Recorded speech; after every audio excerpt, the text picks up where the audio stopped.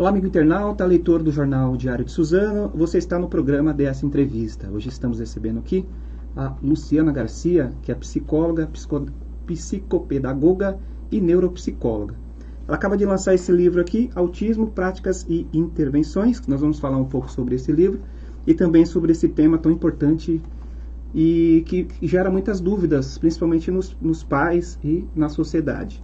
Você pode participar dessa entrevista encaminhando sua mensagem no WhatsApp do Jornal Diário de Suzano, que é o 97569-1373, 97569-1373, ou se você preferir, pode encaminhar sua mensagem na própria live da página do Jornal Diário de Suzano.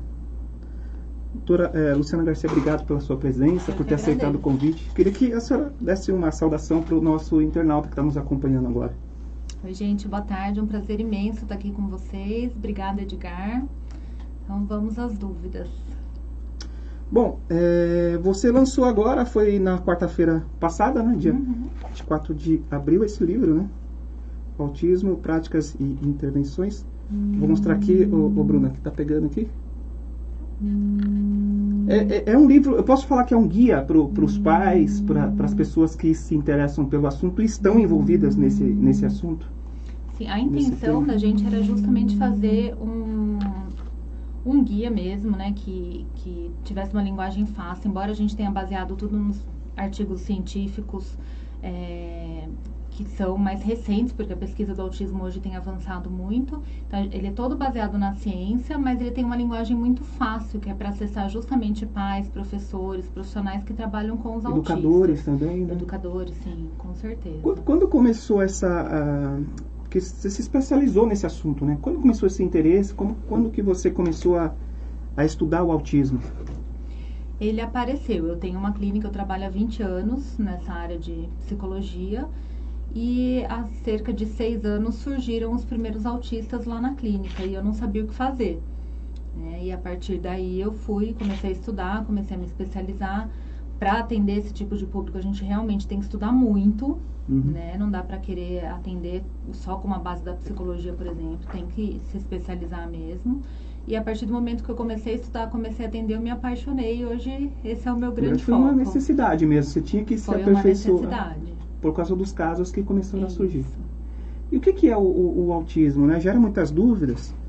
É um transtorno? Existem vários tipos de autismo? Queria que você explicasse. O autismo é um transtorno do neurodesenvolvimento. Então, a criança já nasce com autismo, desenvolve. A gente começa a perceber isso enquanto a criança ainda é bem pequena, né? É claro que os sinais ainda de bebê são muito sutis. Então, os pais começam a perceber normalmente o autismo a partir de um atraso de linguagem. Esse é o primeiro sinal que leva os pais a buscarem algum tipo de ajuda, né? Até porque eles não têm o olhar clínico que a gente tem.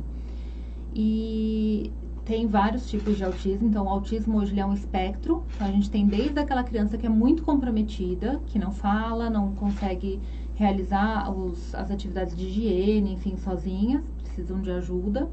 Como a gente tem também na outra ponta do espectro, o autismo de alto funcionamento, que são são pessoas extremamente inteligentes, né, que são muito focadas assim, eles têm um foco de interesse normalmente no trabalho e eles fazem muito bem aquilo, eles são gênios, né, dentro daquilo que eles escolheram fazer. Então a gente tem essas duas pontas e no meio do espectro a gente tem uma porção de tipos de autismo. Cada um é um ali. E além da fala, tem a questão do comportamento também. Isso, né? Então, o que caracteriza o autismo hoje? É o atraso de fala, né? Ou uma dificuldade na comunicação social. Então, o autismo de alto funcionamento, que está lá naquela ponta boa, muitas vezes ele desenvolve a linguagem muito rápido, ele aprende a ler sozinho muito rápido, só que ele tem uma linguagem muito rebuscada. Então, é uma linguagem que você fala, nossa, criança não fala assim, né? É muito correto, muito certinho. Só que eles também têm essa dificuldade na comunicação social. Então, eles falam muito bem, mas eles não conseguem falar com outra pessoa. Então, por exemplo, eles têm um assunto de interesse, time de futebol. Eles sabem tudo de time de futebol, só que eles só querem falar disso. E eles não conseguem perceber, né, porque eles não têm muito a comunicação não verbal, que a pessoa pode estar achando chato, que ela está bocejando na frente dele, que ela não quer mais ouvir aquilo, ele não tem esse tato social. E uma outra característica também do autismo são os comportamentos estereotipados, né, que vão desde aqueles balancear do corpo, sacudir das mãos, o flapping, que é muito comum, como comportamentos do tipo enfileirar as coisas, organizar demais as coisas, isso tudo é considerado estereotipia. Como que é feito o diagnóstico e quando que os pais precisam levar o filho ou algum conhecido ou um parente para um tratamento ou para um exame? Como que seria isso? Então, quando eu comecei a trabalhar com autismo, os pais, na verdade, procuravam o diagnóstico por volta de 5, 6 anos de idade. Hoje, graças a Deus, isso tem diminuído muito essa idade. Então, hoje, por volta de 1 ano e meio, 2, as crianças já têm começado a busca por esse diagnóstico. Então, assim, todas as vezes que os pais perceberem qualquer tipo de atraso, seja na linguagem, seja um comportamento diferente, não espera para ver se vai piorar, se vai melhorar sozinho, vai buscar uma ajuda, né? Porque independente do diagnóstico, toda a estimulação que a gente faz precoce, o prognóstico é muito melhor, independente de ser autismo ou qualquer outro tipo de atraso no desenvolvimento. Então, assim, percebeu que o sobrinho faz diferente, que a criança demorou um pouquinho mais que o irmão para fazer alguma coisa, já busca ajuda, de preferência de um neurologista. E aí o diagnóstico como que é feito? É um exame, né? É feito um exame... Então, a gente não tem ainda marcador biológico para o autismo. Não tem. Então, não existe nenhum exame que você faça e que dê o autismo. E o diagnóstico é clínico mesmo. Então, ele vai para um neurologista. Normalmente, isso é feito por uma equipe multidisciplinar. Então, o neurologista faz toda a parte de exame clínico neurológico, né? Para descartar qualquer outra coisa. E normalmente ele manda para o neuropsicólogo, né, que tem os testes específicos e escalas de desenvolvimento que aplicam ali com a criança. A fono, né, por conta da questão de linguagem, até para ver se é uma questão de uma dificuldade específica de linguagem ou se pode ser um autismo. A TO, que trabalha com a integração sensorial. Então, assim, é uma equipe multidisciplinar que fecha o diagnóstico. Né? Quem dá o diagnóstico, o laudo final, é o neurologista. Mas tem toda uma equipe por trás nessa avaliação. Certo. E o autismo é genético, né? Um caso eu não sei se tem essa informação. Dizem que a idade dos pais, os pais terem o filho com a idade um pouco mais avançada, isso pode contribuir de alguma forma. Não sei se... É verdade. Então, é genético, né? Então, a gente vê entre irmãos, a gente vê na própria família casos de autismo. Entre gêmeos a probabilidade é muito maior, então é genético, embora a gente ainda não saiba quais são. São mais de 2.000 marcadores genéticos sendo estudados. E tem a questão ambiental também, né? Então, por que tem aumentado tanto o número de autistas, né? Que hoje tem um autista para cada 58 crianças nascidas, né? Então, tem aumentado muito. Então, especula-se alguns fatores ambientais também. Os que já estão comprovados é a idade paterna, né? Então a idade do pai mais velho, e o uso de ácido valproico pela mãe durante a gestação, que é uma medicação de regulação de humor para tratamento de epilepsia. No caso desse remédio, já está comprovado. Então, mas aí, no caso, tem que suspender a medicação. Tem que conversar com o médico a partir do momento que descobre-se a gestação para não usar mais. Certo. Luciana, tem muito preconceito em torno do assunto, né? Eu queria que você falasse, até um dos objetivos do livro também é esse, né? Exatamente. Desmistificar um pouco desse preconceito. Quais são os principais, assim, que você já, nos atendimentos que você tem feito e na sociedade como um todo, que você já viu que a gente pode tentar um pouco desmistificar isso? Eu acho que a falta de informação, ela traz muito preconceito. Eu não sei se vocês chegaram a ver, o Marcos Mion, ele tem um filho autista. O Romeu, né? O Romeu, isso. E saiu, eu recebi hoje muito pelo WhatsApp, uma foto dele abraçando o filho, os dois sem camisa, não sei se vocês chegaram a ver isso. E uma das pessoas colocou, nossa, eu entrei porque eu achei que fosse uma foto gay, alguma coisa assim. Mas tinha que ser... como é que era? Tinha que ser legalizada a eutanásia para esse tipo de pessoa, sabe? É assim, cada absurdo que você escuta. Absurdo, né? Então, a gente tem desde mitos de que...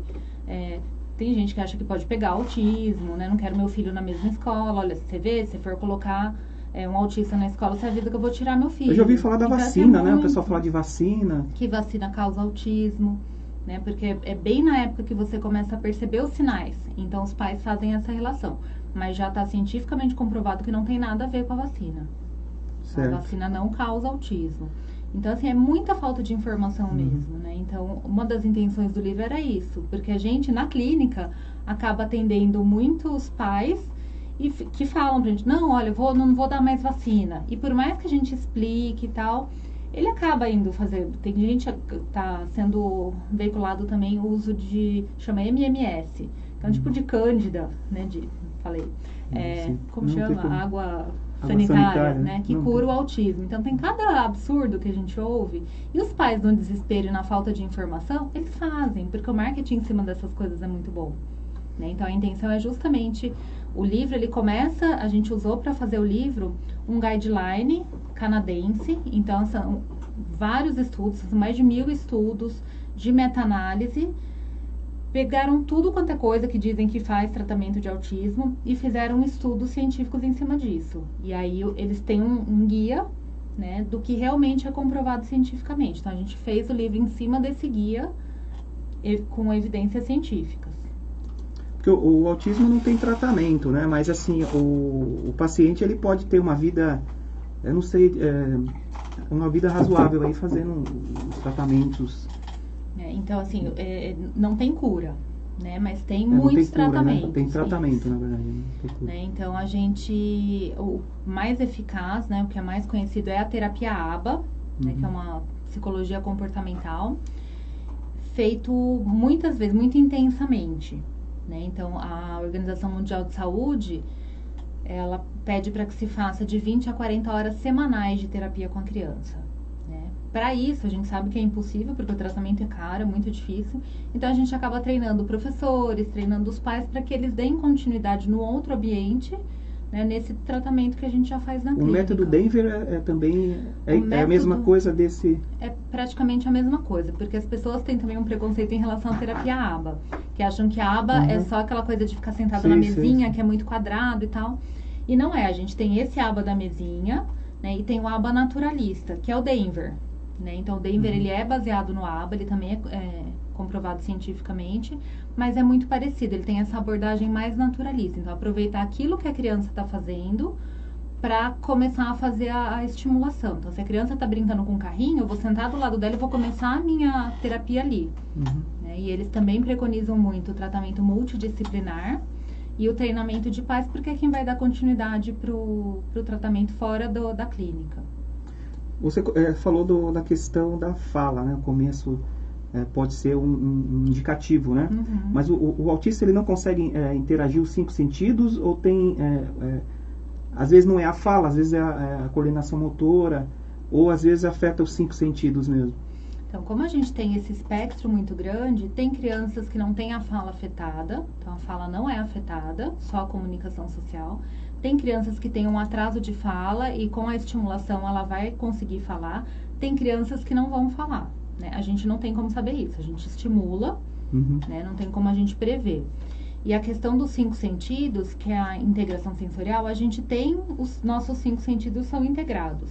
Então, eu consigo olhar para você, eu consigo conversar com você, eu consigo te ouvir. O autista, muitas vezes, tem essa dificuldade na integração sensorial. Então, muitas vezes, para prestar atenção na aula, ele precisa andar pela sala, ele precisa não olhar porque ele está ouvindo. Então, ele não tem os 5 sentidos integrados. Por isso que, muitas vezes, a gente vê eles tendo... a gente fala de ataque de birra, assim, mas não é birra. É porque ele entra num shopping, por exemplo, tem muito movimento, tem gente gritando, tem música ambiente, tem muito estímulo de luz branca, tem muito estímulo nas vitrines. E como eles não têm os 5 sentidos integrados, acaba se desorganizando. Né? Então, acaba tendo esses, né, que o pessoal chama de ataque de birra. E a pessoa autista é sempre bem... É muito sincera, assim, ele não consegue filtrar, né, como que seria isso? Assim, não consegue filtrar o... Ele é extremamente filtro, honesto, né? Não tem filtro. Né? Então ele fala, ele olha pra você, ele fala tudo que ele pensa tá vendo, sobre você, tudo que ele tá vendo, ele fala tudo. E a gente ensina, né? Então a gente tem, dentro da terapia, a gente tem a terapia específica de habilidades sociais pra gente poder ensinar. Né? Porque muitas vezes os amigos não estão, né, muito... é autista, ele tá falando, eles não têm esse entendimento. Então a gente ensina a gíria para que eles fiquem, né, falem a mesma linguagem que os amigos, ensina a ouvir sobre outros assuntos, a falar sobre outros assuntos. Então tem uma terapia de habilidades sociais também que a gente faz quando a criança é um pouquinho mais velha.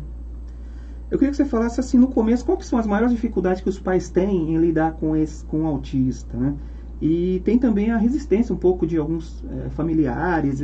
Às vezes o casal, ele vê assim, já teve vários casos de resistência da família mesmo. Em aceitar o diagnóstico. Em aceitar, né? Sim. Então, eles brigam, existe, né, o luto do filho ideal, porque eles idealizam um filho e de repente vem um diagnóstico que não tem cura, né? E realmente a gente entende que tem um primeiro momento de negação, né? E depois eles partem para buscar os tratamentos, mas esse primeiro momento é complicado. Tanto que a gente vê muitos casais assim que se separam, porque acaba que um fica culpando o outro, tentando achar culpado por uma coisa que, né, não é responsabilidade deles, né? E muitos pais saem de casa, não aguentam, né? Muitos familiares, às vezes, os pais não contam pro restante dos familiares porque sabe que tem preconceito na família, que eles não vão entender. Então, a gente tem muitos avós que os pais já aceitaram o diagnóstico, mas os avós não aceitam, então eles acabam comprometendo o tratamento, né? Porque não fazem o que a gente orienta a fazer. Então, ainda tem muito preconceito dos próprios familiares mesmo. E acho que a gente faz muito curso para pais, porque é importante a gente tirar as dúvidas, né? Eles não podem ter dúvidas.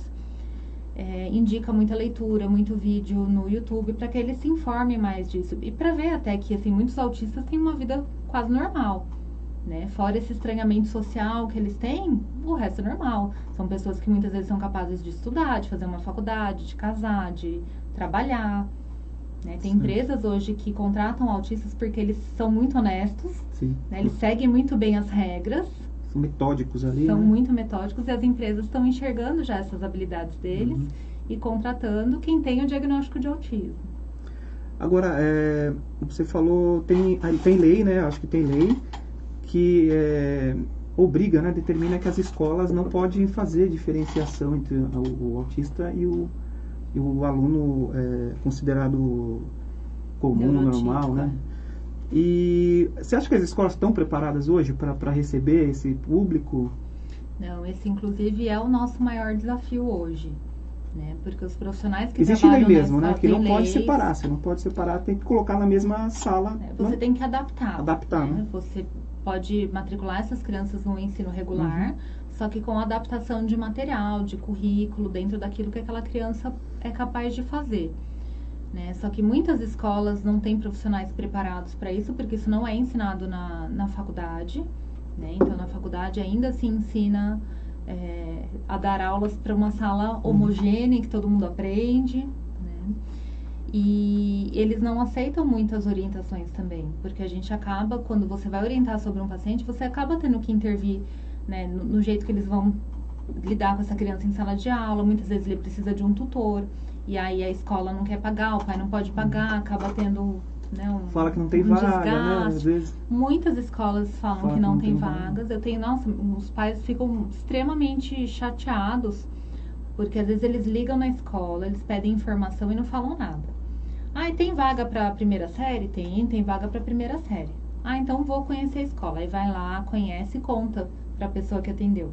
Ah, então é que meu filho é autista. Nossa, mas você sabe que não tem mais vaga? A gente está vendo aqui, olha, não tem, foi preenchida, ai que pena. Muitas escolas ainda. Você acha que falta isso. uma campanha de conscientização? A gente não vê muito, né, campanha em relação a isso. A gente vê muito nessa época de abril, né, que tem o Dia da Conscientização Mundial do Autismo.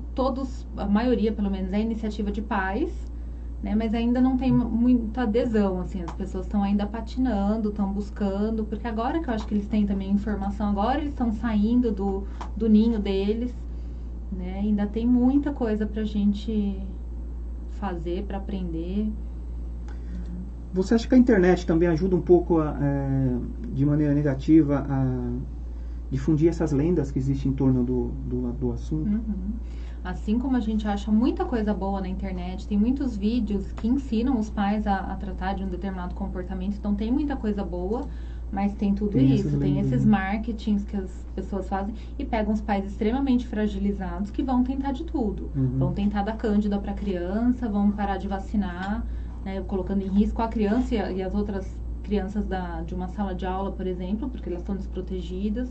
Né, isso tudo é difundido muito pela internet. Um dos capítulos do livro, você diz que quando nasce um autista, renasce uma família, né? Queria que você falasse um pouco desse... Esse capítulo em especial, ele foi escrito por uma mãe. Ah, uma mãe. Uma mãe de autista, né? Ela é pedagoga, ela é psicopedagoga, trabalha na rede pública, mas ela quis escrever como mãe. Olha só. Né? Uma coisa profunda, né? Que ela falou, né? Exatamente. É muito bonito o capítulo dela. Eu acho que ela consegue colocar ali em cerca de umas 12 páginas, mais ou menos, como que foi o processo dela de aceitação. Essa foi uma das primeiras crianças que eu atendi. Que bacana. Tá um moço já. E ela fala bem isso, porque você tem que reaprender um monte de coisa, né? Você reaprende a lidar com um monte de coisas, reaprende valores, né? Então é uma família realmente que está renascendo. Você tem que ensinar os irmãos a lidarem com aquela situação, né? Com escolas, né? Então quando ele foi para o ensino médio, ele teve o diagnóstico numa escola, ele devia estar no ensino fundamental 1. E ele fez até acabar o ensino fundamental 2. E agora? Agora tem que ir para um ensino médio. Como é que... Então, assim, tem várias transições que são muito complicadas. E ela conta de muitos profissionais em que ela passou também. Muitas vezes você não tem nem do profissional a orientação adequada. Né? Então, é uma luta diária. Você acha que assim, a família, os pais, principalmente, tem que respeitar as vontades da pessoa autista ou não? Como que é esse convívio? Eu acho que os pais têm que entender o funcionamento daquela pessoa. Entender que algumas coisas ele não dá conta mesmo, que ele precisa de ajuda, que ele precisa de um tempo maior, mas não fazer as vontades. Porque não é porque é autista que eles não são muito espertos. Sim. São muito espertos. Então tem problema de comportamento, eles querem chamar atenção. Então a gente não pode fazer tudo por eles, não. Né? Muitas vezes não querem fazer a lição porque não quer. Entendeu? Então não é fazer à vontade, é entender como é que ele funciona, de repente, para facilitar uma atividade que está deixando ele irritado e com um problema de comportamento, por exemplo, mas é facilitar, é adaptar, né, para aquilo que ele é capaz, porque eles são muito capazes. Certo. Geralmente, assim, algumas vezes, os pais não conseguem identificar que o filho está com autismo, né? E muitas vezes, a criança está na escola e o professor tem um pouco mais, apesar de ainda não ser capacitado, como a gente disse aqui, um pouco mais de percepção. É importante que os professores fiquem atentos aos alunos ali, principalmente porque é uma fase de aprendizado, Sim. de ensino, né? Talvez eles tenham uma possibilidade maior até do que os próprios pais, de diagnosticar Sim. isso. Muitas vezes são pais de primeira viagem, que não têm outras crianças na família, então eles não têm um conhecimento assim, do desenvolvimento infantil. Os professores são profissionais preparados para isso, principalmente na educação infantil. Então tem todos os marcos de desenvolvimento, eles têm, não que a gente compare, mas você acaba vendo que tem alguma coisa ali que não está batendo, que está mais atrasado. Então eles têm, assim, não vou dizer a obrigação, até porque muitos pais nem aceitam que a escola encaminhe, que a escola suspeite, né? Mas esse olhar diferenciado para colocar num relatório, para fazer um encaminhamento para um profissional, para fazer uma avaliação, os professores têm uma importância absurda nesse processo, né? Por conta do conhecimento que eles têm e ficam 4, 5 horas às vezes com as crianças, tem criança que fica período integral, né? Então ficam mais na escola muitas vezes do que com os pais. E tem mais conhecimento do que os pais. Então é fundamental esse olhar diferenciado do professor. E para isso tinha que ter uma capacitação, né? Bem importante isso, né? Uma Sim. capacitação entre eles ali, né? Agora, tem algum estudo que diz que os casos de autismo têm aumentado ou não? Como que está esse último estudo que saiu sobre esse assunto? Na verdade, tem aumentado. Saiu no ano passado, em abril do ano passado, que é esse número que eu te falei, que é uma criança para cada 59, na esse verdade. Esse é do ano passado? Abril de 2018. E quanto era antes?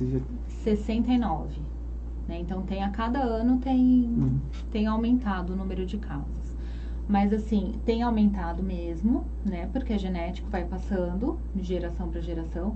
Tem todos esses fatores ambientais que ainda estão sendo estudados. Por exemplo, uso de agrotóxico na comida, estresse, poluição. Não está comprovado ainda, mas está em estudo. Isso tudo tem aumentado realmente. Qualidade de alimentação, sabe? Muito conservante, muita coisa assim. E, na verdade, a gente teve uma melhora de diagnóstico, né? Então, a gente tem hoje muito mais instrumentos para fazer um diagnóstico precoce, né? Como eu te falei, antes era por volta de 6 anos, tinha criança que por volta de 10 anos chegava na clínica, né? Então, aumentou um pouco a informação também, então os pais também estão mais atentos, os professores estão mais atentos também, e a gente teve um aumento no espectro. Então, por exemplo, esses autistas de alto funcionamento, que eles tinham um nome antigamente de síndrome de Asperger, eles não eram considerados autistas, eles tinham síndrome de Asperger. Hoje está todo mundo dentro do mesmo espectro, né? Então dá essa impressão de que realmente está tudo aumentando. Então são vários fatores que contribuem, mas sim está aumentando. E a pessoa autista, ela vai se desenvolver normalmente, né? Algumas. Vai depender do tipo, né? Do tipo de autismo, né? Então a gente tem 3 níveis de autismo. Esses níveis 1, 2 e 3, eles são obtidos através do tipo de ajuda que aquela pessoa necessita. Então, o nível 1 é uma pessoa que quase não precisa de ajuda, né? Uma pessoa que se desenvolve bem, é independente. O nível 2 é quando precisa de ajuda para fazer muitas coisas ali no dia a dia. E o nível 3 é totalmente dependente, né? Muitas vezes não fala, muitas vezes ainda faz uso de fralda mesmo na idade adulta, né? A gente tem que lembrar também que o autismo muitas vezes não vem sozinho, né? Então a gente tem comorbidade com epilepsia, por exemplo, com deficiência intelectual, né? Com ansiedade, depressão. Então tem muitas coisas que vêm junto com o autismo. Então vai depender realmente de cada caso. Muitos se desenvolvem praticamente como qualquer outra pessoa, com a dificuldade maior nas habilidades sociais, né? Mas tem uma vida praticamente normal. Certo. Estava vendo, acho que uma matéria do filho do Marcos Mion mesmo, né? Ele falando que ele estava indo agora no começo do ano para Londres e não levou o filho, o Romeu, né? E ele estava tentando explicar, falando que o menino não queria ir porque não gosta daquele lugar. Ele preferia ir para Miami. Não, eu não quero ir para lá. Não é que eu não quis levar, é que ele não quer ir. Então essas coisas também acontecem muito, né? Acontece muito. Assim, as palestras que a gente assiste das mães de autista é assim. Teve uma outra que falou uma vez que ela estava na praia com o marido e o filho quis ficar com a avó. Ela aproveitou para ir pra praia com o marido, que mandam daí nas redes sociais, que absurdo. Como é que você larga o seu filho? Sabe, assim, que bom que ela tem uma rede de apoio, né? Que bom que ela tem uma avó que fica com essa criança e que ela pode ter o tempinho dela. Então, assim, a internet, nesse sentido, ela contribui, né? Ela não contribui, na verdade, né? Mas ela acaba com esses pais, com profissionais, porque, né, ver uma fotinha assim, como essa que saiu hoje, né? Os dois sem camisa se abraçando, e já vem toda essa... E aí eles atacam porque não tem pudor, assim, não sei, acho que quer fazer mal mesmo, né? Dona Luciana Garcia, então encerrando a nossa entrevista, você lançou em Mogi, teve lançamento também fora de Mogi. Foi, também. No dia 2 de abril, que é o dia da conscientização mundial, a gente lançou num congresso que estava tendo em Ribeirão Preto, um congresso internacional de uma semana, então o pré-lançamento foi lá. E vai lançar em mais algum outro lugar? Agora a gente está distribuindo, assim, então vamos nas APAES, né? Tem algumas escolas, a rede de Guarulhos também ele vai ter palestra e lançamento do livro, então alguns lugares específicos a gente está indo. E traz bastante orientação, né, nesse livro, né? Até porque a gente vê aí o que é um tratamento que é comprovado, né? Para você não sair bebendo cândida, dando coisa que não presta pro filho. Onde que as pessoas podem encontrar o livro? Tem a venda na editora Menon, que é a editora do livro, no site da editora. Tem lá na clínica, né? E no site da clínica também tem. Se quiser deixar o telefone da sua clínica, os endereços das suas redes sociais, pode ficar à vontade. E tem na Livraria Ler, que foi onde a gente fez o lançamento, né? E eu acho que os outros autores também vão colocar nas clínicas deles, que a maioria é da mesma clínica, né? Então, quem tiver interesse, qualquer dúvida, quiser um bate-papo, quiser conhecer a clínica, o telefone lá é 4312-9343. E para seguir a gente nas redes sociais, no Instagram tá Clínica Sinapses, Facebook mesma coisa, tá? Ou psico.luciana.garcia. Tá certo. Bom, queria agradecer a sua presença aqui, ter aceitado o convite, muito obrigado. Espero que volte depois para a gente continuar esse assunto, que é um assunto... Agora a gente está fazendo um só para a escola, a gente vai ter muito assunto. Então, é um assunto que gera muita dúvida, né? E as pessoas, como a gente conversou aqui, tem muito pai de primeira viagem, né, que fica um pouco perdido, né? Sim. De como fazer, né, com o caso, assim. Muito obrigado e a gente que agradeço. Pode voltar a conversar depois, tá bom? Combinado, obrigada. Queria agradecer você, amigo internauta, que nos acompanhou até esse momento. E até a próxima entrevista.